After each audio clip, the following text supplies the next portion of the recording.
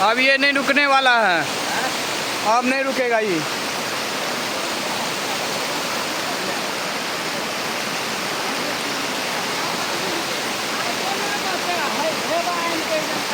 JCB लाएगा जब ये